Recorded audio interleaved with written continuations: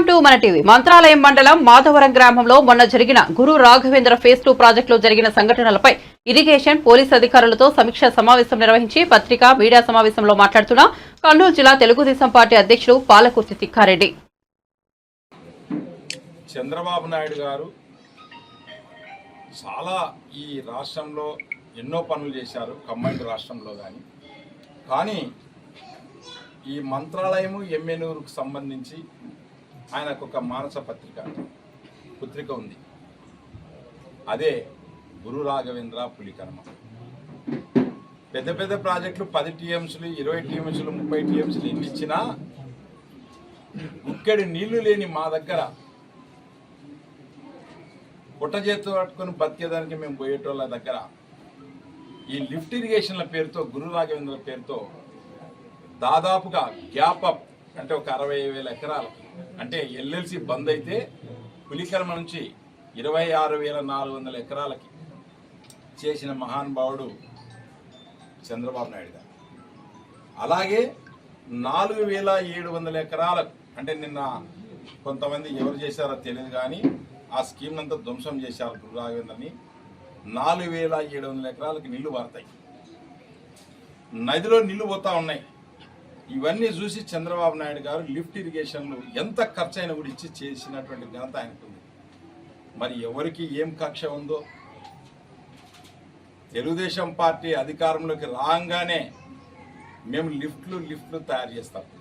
ఊదూరు అయితేనేం, మంత్రాలయం అయితేనేం, చట్నహళ్ళి అయితేనేం, అలాగే మాధవరం 1 and 2 అయితేనేం, దిద్ది స్కీమ్ అయితేనేం, పులికానం అయితేనేం, దాదాపు 7 పెద్ద లిఫ్ట్, అలాగే కుంబులూరు క్యాంప్ అయితేనేం. లిఫ్ట్లు అనగానే చంద్రబాబు నాయుడు ఈరోజు గుర్తుకొస్తాడు.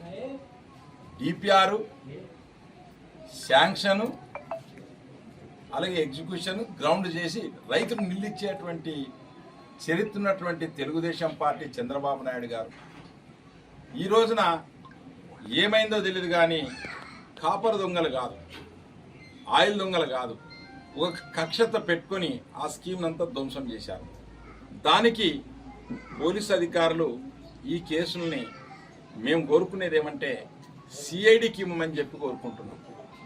రాజకీయంగా వాడు ఎంత పెద్దవాడన్నా కానీ, వాడు ఎంత ఏ పార్టీ వాడన్నా కానీ, లేక వాడు దొంగలు ఎవడన్నా కానీ వదిలిపెట్టే ప్రసక్తే లేదు.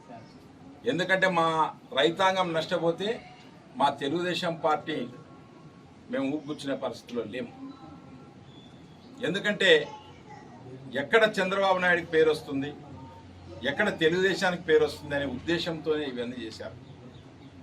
2014 నుంచి 19లో కోట్ల రూపాయలు నేను తీసుకొని వచ్చాను. అప్పుడు ఉన్నటువంటి అధికారులు అంత సహకరించారు. పులికర్మ కంప్లీట్ చేశాం, ఇప్పుడున్న స్కీములు కల్లా చేశాం.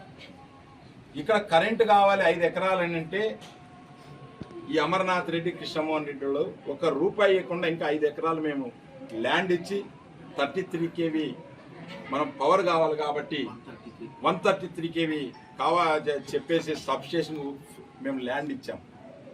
ఇచ్చి ఈ స్కీములలో గ్రౌండ్ అయ్యేదానికి ఉపయోగపడ్డాయి.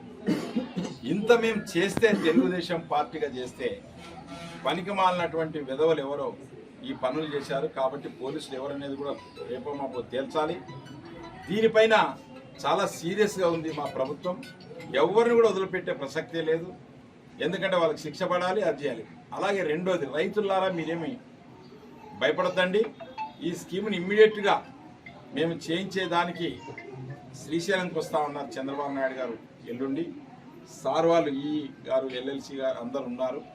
మీరు ఇమ్మీడియట్గా మాకు కొటేషన్ ఇచ్చేస్తే చంద్రబాబు నాయుడు గారితో సంతకం చేయించి ఇమ్మీడియట్లీ శాంక్షన్ చేయించే బాధ్యత జిల్లా తెలుగుదేశం పార్టీ అధ్యక్షుడిగా నేను తీసుకుంటాను. దానికి ఏం భయపడాలి. రైతుల కోసం ఎక్కడ దాకైనా మేము సిద్ధమే. రైతులు ఎవరు భయపడొద్దండి. ఎందుకంటే తెలుగుదేశం పార్టీ రైతుల కోసం పుట్టింది, రైతాంగం కోసం కష్టపడతాం. కాబట్టి ఎవ్వరు కూడా బాధపడాల్సిన పనేం లేదు. కానీ ఇటువంటి దొంగలు ఎవరన్నా ఉంటే కూడా మీరు కూడా పోలీసు వారికి తెలియజేయండి. పోలీసు వారు కూడా ఎస్పీ గారు అయితేనేమి, డిఐజీ గారు అయితేనేమి, లేక డిఎస్పీ గారు అయితేనేమి అందరూ కూడా ఈ విషయంలో సిఐలు, ఎస్ఐలు కూడా శ్రమ పడుతున్నారు. ఖచ్చితంగా దొంగలు పట్టుకుంటారు. దొంగలు పట్టుకున్న తర్వాత ఏం చేయాలనేది ఆలోచన చేస్తారు. ఎందుకనంటే కొన్ని చోట్ల ఎన్కౌంటర్లు జరుగుతూ ఉంటాయి. అమ్మాయిలను రేప్ చేసిన వాళ్ళని ఈ రైతుల్ని ఒక రకంగా చెప్తే బాగా ఇట్లా నా కొడుకుని ఎన్కౌంటర్ చేయాలి. అప్పుడే రైతులు బాగుపడారు. ఎందుకంటే వాడి డబ్బులు వాడుకో ఒక 300 లీటర్లు డీజిల్ ఒక కాపర్ వస్తుందని చెప్పి ఇట్లా చేస్తా ఉన్నారు. కాబట్టి దీని మీద పోలీసులు సీరియస్ యాక్షన్ తీసుకోవాల్సిందిగా తెలియజేస్తున్నాం.